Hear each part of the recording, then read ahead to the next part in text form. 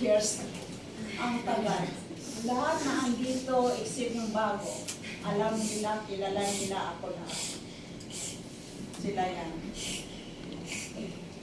Mr. James, the Dentist. The Beast of Great, ni Ate Tita. Yan, alam nila yan. Masasabi ko, siya ang tunay na kanya. So, thick and thin, andoon ang aming pagsasamahan na hindi mag-iba kahit kanino. The life that she has, it was molded by God with me. Nakakilala siya sa Panginoon through me at nabaptay siya through me sa isang church, sa Baptist Church. Nakakilala yan sa isang Panginoon. Kaya yan ang pinasalamatan mo sa kanya na kahit anong bagay na wala ako, andoon yung kalinga niya sa akin. Vice versa, nagtulungan kami. More than ever, more than kapatid sa aming buhay. Alam niyo yan. Yan mga pamangkin, yan sila, maliliit pa yan sila. Ito si Malino, ito. Alam niyo yan, tayo ka.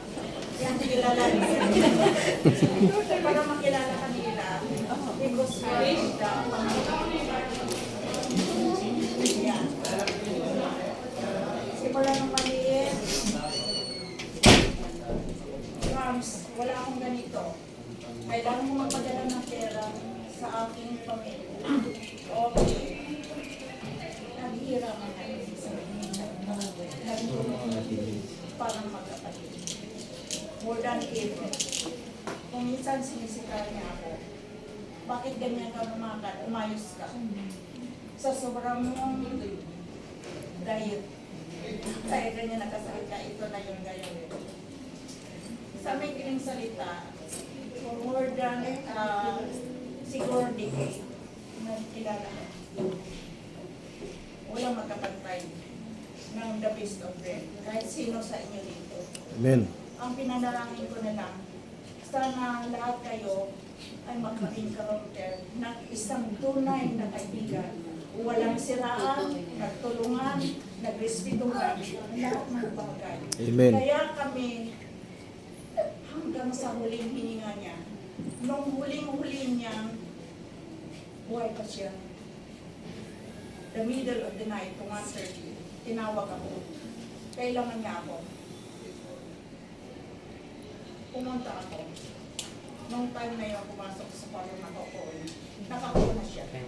Siguro yung sabi ko, andito na ako sa ilang oras, tinawag ko. Sabi ko, anong gusto mo? Dalhin mo kita ng hospital, sana doktor, ininumin ko. Tapos sinabi ko sa tala, sabi niya umuo siya. After that, I told Renan and Isay to nurse out para dalhin namin sa hospital. And Isay told me, nung nagkalikod ko amin yun, wala na siya. That is the last time I heard this book of her. Napakalungkot. Nung nasa ospital kami sa Oka, hindi pa siya magganon. But then, ininto ko lang sa inyo, yung last order niya sa buhay niya, na parang hirap na